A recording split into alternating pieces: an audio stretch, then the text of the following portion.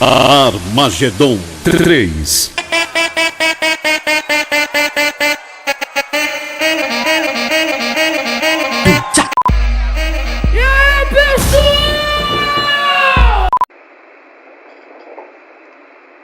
Eita, calma lá.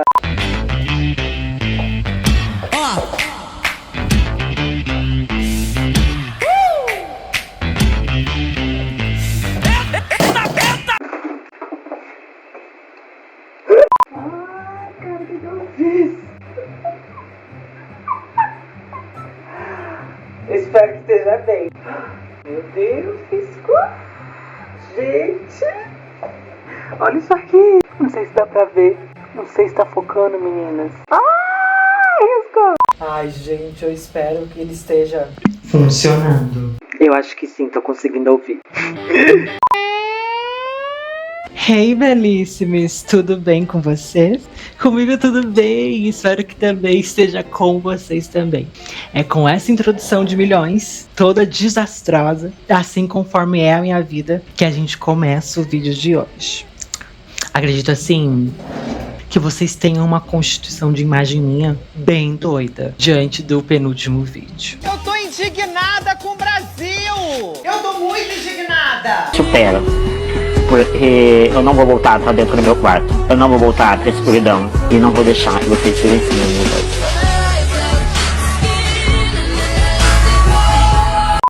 Mas a intenção era provocar mesmo. E tá tudo bem. Conforme eu disse, foi um desabafo. E aqui eu sou direto, porque o canal é justamente pra isso. Destacar a minha originalidade como pessoa. Eu não quero ver você mais falando merda não, viu, garota? Se você falar merda novamente... Só sinto muito, porque você falou merda. Inclusive, as pessoas que foram citadas indiretamente nesse vídeo ainda me seguem no Insta, viu? Eu fui lá dar um search nos meus seguidores e estão tudo lá me seguindo ainda. Eu fui honesto, né, gente? Acredito que rendeu altas risadas pra essa galera. E é isso. Um beijo, sou grata a todos vocês.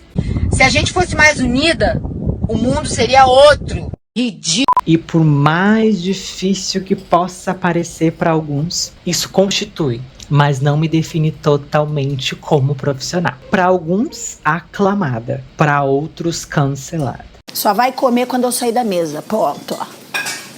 Qualquer coisa me bota no paredão.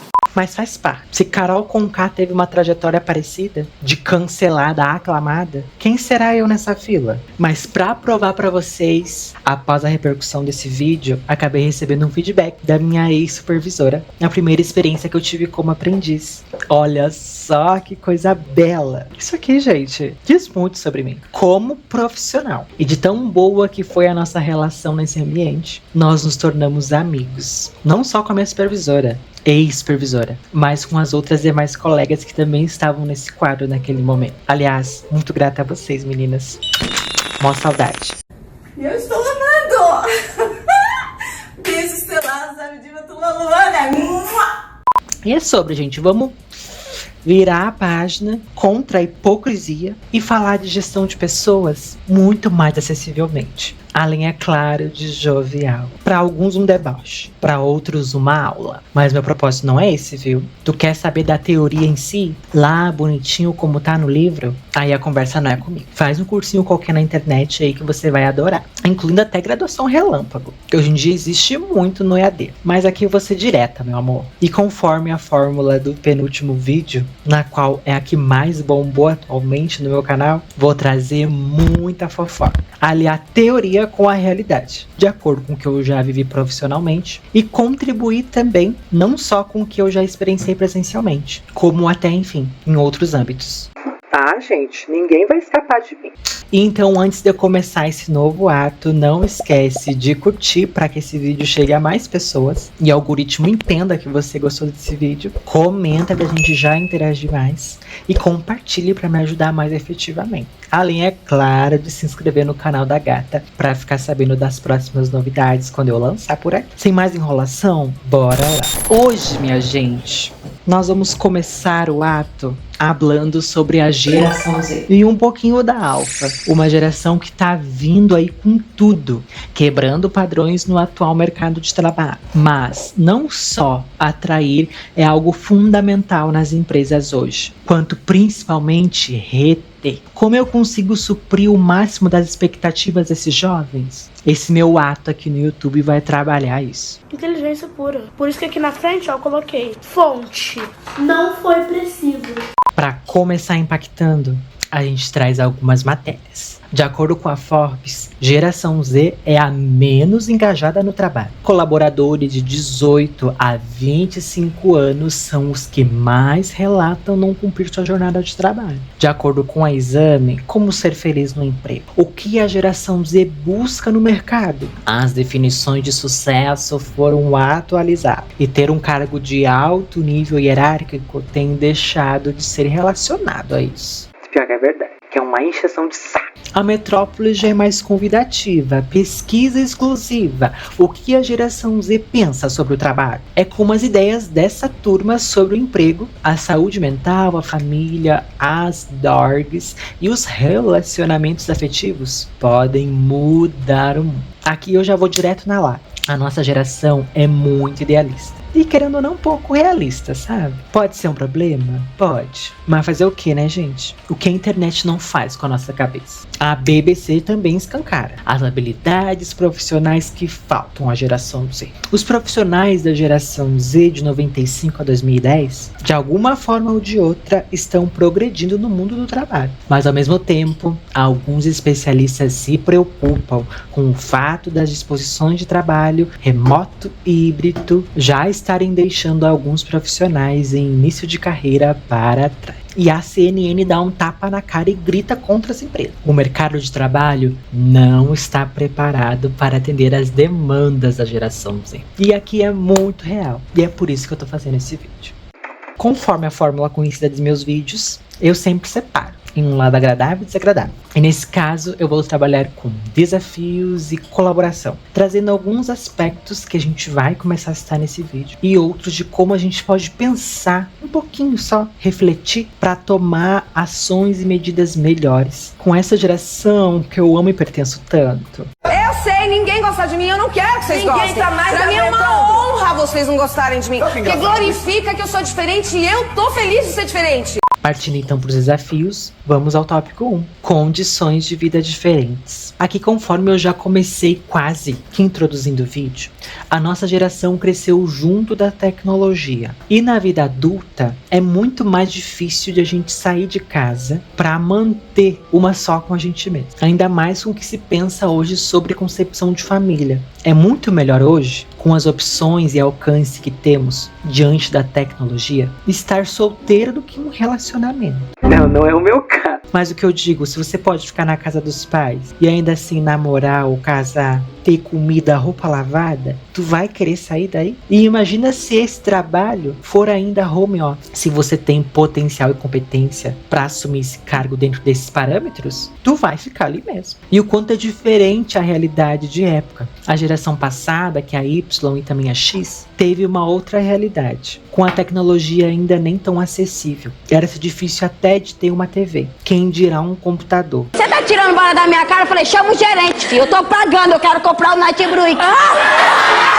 Eu, morando numa cidade de interior com menos de 3 mil habitantes, fui começar a ter acesso ao computador em 2011 e 2012. Mas quando eu conheci, que eu me lembro, foi em 2008, 2007. Nem tô até confundida. Enfim, me falha a memória. E isso na casa dos meus tios. Mas a nossa família foi adquirir um computador mesmo, aquele CPU, sabe, de gabinete, com monitor, estabilizador. Ai, que delícia! Esse barulho indignante. Em 2011, 2012, por aí. E eu, naquela época, né, com a idade que tinha, não acessava redes sociais. Quem acessava era meu irmão. Eu vi o computador pra me divertir. Eu já tinha um PlayStation naquela época e o computador era uma extensão disso. Pra me divertir, só que com teclado e mouse. E para tudo. Um adendo da edição. Eu não sei se vocês sabem, mas numa cidade como a minha, naquela época, era muito difícil o acesso à internet. Via rádio e muito menos banda larga.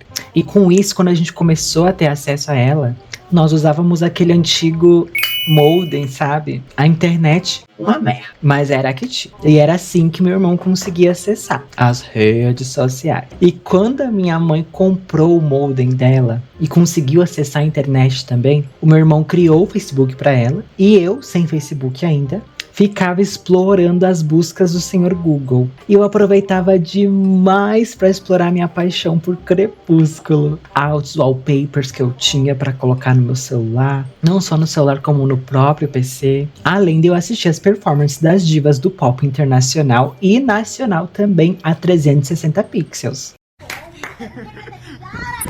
Dale, ma! Dale, dale, dale!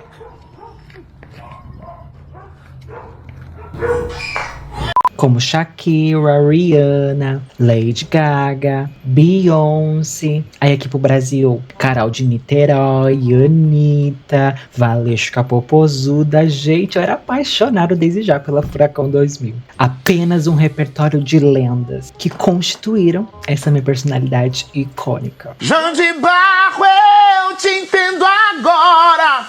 Já viu o Renato Viana cantando assim? Nossa, E eu fiquei pensando agora, se eu tivesse a idade do meu irmão naquela época e fosse do jeito que eu era desde já, que óbvio que eu iria ser. Lá vem ela, a viadinha atrevida. Só é pequena, mas é atrevida. Então o que, viado velho? Viado velho sem peito, sem brinquedo. Como seria a minha vida social nessa internet? Porque naquela época o que bombava era Orkut e MSN. E imagina eu, uma gay afeminada, totalmente explícita. Eu ia ser uma chacota. Imagina uma cidade que todo mundo se conhece. Deus que me livre. Mas mesmo assim eu fui corajosa. A minha primeira rede social foi o Facebook. Eu tinha uns 12 anos na época, ali por 2013, 2014. Mas conforme essa minha desenvoltura, o Facebook pra mim era uma extensão de games. Ficava jogando aquele joguinho, sabe? Candy Crush, Paper Panic, aquele lá de crimes. Criminal Case, e aí só depois ali me explorando mais, quase entrando no ensino médio, que eu comecei a me socializar além das amigas nessas redes sociais, ter os famosos contatinhos. E aí depois veio o smartphone, que o meu primeiro smartphone foi um Galaxy Y, uma telinha eu acho que de 3 polegadas, com um botãozinho tipo Apple, só que não digital, uma câmera de 2 a 3 megapixels, mas mesmo assim eu arrasava, e desde já eu já tinha muito meme naquele celular. Não adianta, esse é o espírito da gay brasileira. Imagina a gente compartilhava as coisas por Bluetooth. Ai, tu tem essa música, me passa. Aí aproximava os dois telefones e ficava ali 2 a 3 minutos passando a música. E o quanto a geração passada não teve isso? E o quanto isso impacta na vida profissional? Não só para a desenvoltura com o tecnológico, que diz muito sobre essa questão de mexer em sistemas, quanto também no próprio relacionamento. E no meu caso foi ainda mais, porque eu comecei a me expor, dar minha cara pra bater, expor minha opinião, posição política, orientação sexual, e muitas dessas coisas, os meus pais não tiveram acesso à informação. Muitas dessas informações que eles tinham acesso, e ainda tortas, eram na televisão, a partir das novelas, e também das notícias, que é só a pior imagem, atos tragédias. E aí como entender, né? Como é difícil aceitar uma realidade dessas dentro de casa. Isso impacta diretamente de relacionamento no mercado profissional, no ambiente de trabalho. Partindo para o tópico 2, diversidade. Diversidade que eu digo não é nem só questão de orientação sexual. Aqui a gente vai muito além. Questões de pessoas com deficiência, raça e etnia, não só orientação sexual, conforme eu já disse, como identidade de gênero, pessoas cisgêneras e pessoas transexuais. E imagina os não binários. Cadê o banheiro das não binárias? Cadê o banheiro dos não binários? E a linguagem neutra? Onde é que esse pessoal se inclui? Entende? Aí começa a se criar um desconforto. E como tudo foi muito rápido, essa geração não vai ter tempo para acompanhar, que ela é realista, ela tá ali no trabalho para fazer o seu e receber no final do mês. Você acha que ela vai ter tempo fora do trabalho para pensar em estudar questões como essa? Seria muito importante. Desde já essas empresas pensassem sobre essas questões dentro das empresas. E sim, a empresa anterior que eu trabalhava falava sobre esses tópicos. Mas a importância de participação e construção de projetos com a equipe toda em atividade é outra coisa. Eu lembro que no meu caso, quando eu trabalhava nessa última empresa, haviam-se o projeto de grupo de afinidade. E nossa, era muito legal, eu adorava demais. Só que, por eu trabalhar numa área essencial que faz essa comunicação dos colaboradores com a empresa, era difícil eu conseguir sair a todo momento para esses projetos. E quando a gente não está tão envolvido, a gente se perde no meio desse cronograma. Estão fazendo isso e aquilo de projeto sobre os grupos de afinidade. Eu ia saber só lá na hora da ação, porque o planejamento era bem difícil eu conseguir estar ali para contribuir com mais ideias. E o quanto a gente tem isso com a gente e muitas vezes não consegue utilizar em momentos, ambientes como esse, para justamente melhorar o relacionamento de todos dentro da organização. É muito importante que todos os integrantes desses projetos estejam alinhados em momentos suscetíveis a essa questão. E como fazer com que isso funcione sempre? Aí não é comigo. Aí questiona o gestor, deixa ele se virar. Eu vou falar um pouquinho mais na parte de colaboração. Partindo pro próximo, identificação cultural. Aqui a gente entra muito em questão de costumes, políticas, pilares de cultura. Com o mundo globalizado e com conceitos que se revisam a todo momento, principalmente na internet, com as novas tendências, como que a gente consegue aplicar tudo isso dentro de uma organização? Porque nesse momento, pode não ser muito viável atualizar tanto as políticas da empresa, porque eu não preciso tanto dessa geração se eu posso contratar de outras. Por enquanto tá tudo bem. Mas e quando essas pessoas envelhecerem e não estiverem mais no mercado? Isso que eu digo, gestores. Como serão os futuros líderes, coordenadores e gerentes? É a próxima leva aí da geração Z. E como que eu posso deixar a minha cultura de empresa convidativa para que ele tenha vontade de fazer parte da minha empresa? Bora se atualizar? É com contribuições como a minha, por exemplo, que a sua empresa vai deslanchar. Olha, eu vendendo minha consultoria. Mas, gente, é quase que simples. Convidem e estejam abertos ao questionamento. Se nem os 10 mandamentos escritos numa pedra a gente segue, quem dirá que isso vai funcionar dentro de uma empresa? Mesmo que a missão, visão e valores esteja lindinho lá na parede, a gente sabe que na realidade é outra coisa. Então, por que não moldar isso à atualidade? Juntamente com essa geração que gosta muito de mexer com imagem na internet e redes sociais. Como eu vou demonstrar orgulho que faço parte dessa empresa, se ela muitas vezes não apoia pessoas como eu? Gata, é sempre bom pensar nessa questão.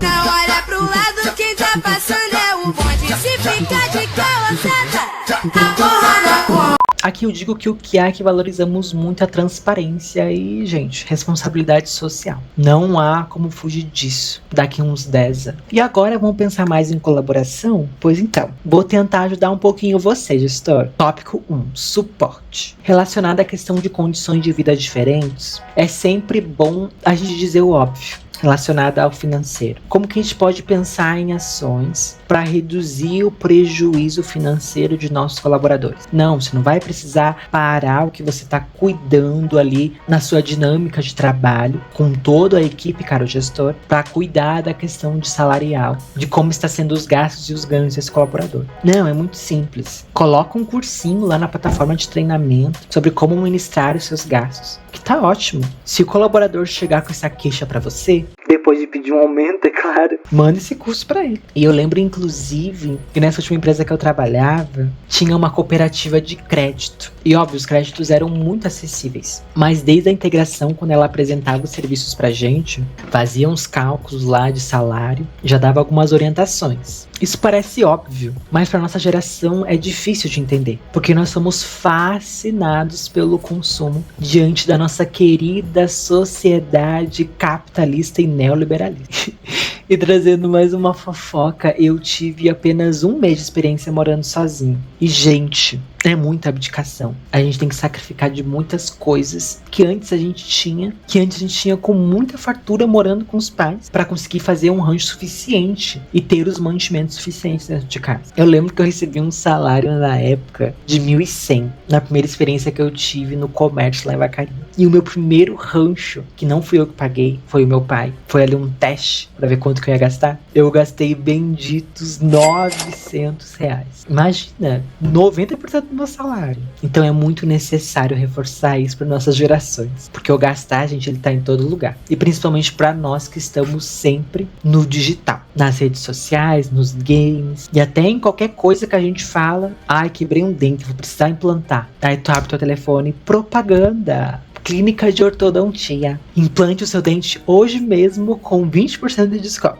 Tópico 2, incentivo. Aqui relacionado ao tópico de diversidade e inclusão, é bom a gente incentivar esses projetos não só para os colaboradores que são operadores naquela área, quanto também fundamentalmente para as lideranças. Como trabalhar melhor a diversidade e inclusão na minha área? Como eu consigo identificar conflitos e ter o menos viés de ralo pessoal possível, para não desligar aquela pessoa, por exemplo, que ela vai totalmente fora da minha concepção de prosperidade, de família tradicional brasileira. Mas é isso, gata, aceita. E pensando ainda, por exemplo, nos projetos de diversidade e inclusão, como os grupos de afinidade, na importância do quanto é fundamental essas pessoas estarem presentes em todos os momentos desse projeto, para conseguir lançar isso para toda a empresa depois, com algumas ações, é claro. Eu colocar no projeto de desenvolvimento individual desse colaborador essa prioridade. E também evitar, tendo um acesso privilegiado como liderança a esses calendários e projetos a serem lançados para toda a organização, como eu fazer o controle das pessoas que vão entrar nesses grupos, para que quando o colaborador saia, eu consiga não impossibilitar ele e deixar a minha área rodando mesmo assim. E a gente pode pensar, por exemplo,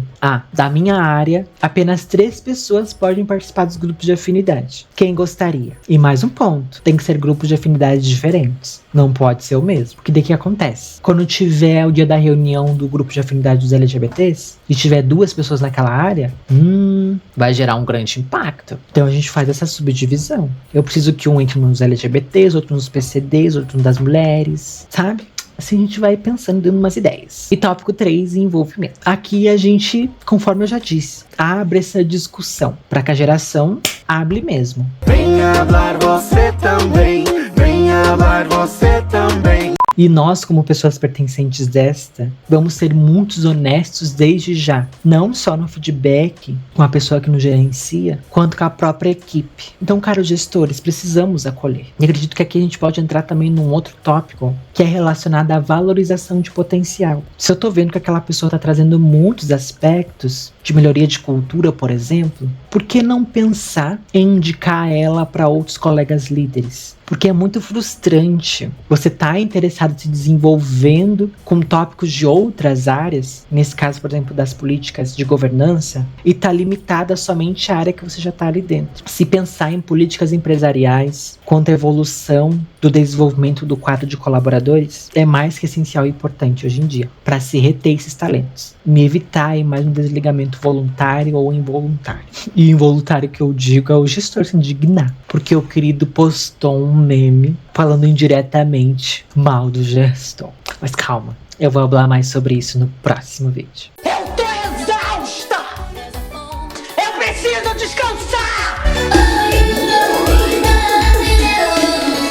E enfim, gente, eu vou ficando por aqui. Espero muito que vocês tenham gostado desse primeiro vídeo do Novo Ato. Eu vou rondar bastante sobre essa questão, sobre esse contexto em geral, com mais tópicos que rendem ainda mais subtópicos nos próximos vídeos. Vocês não perdem por esperar. Não esquece do ritual tradicional, tá passando aqui enquanto eu tô falando. E é sobre isso, ó. Eu vou ficando por aqui. Um mega abraço em todos vocês.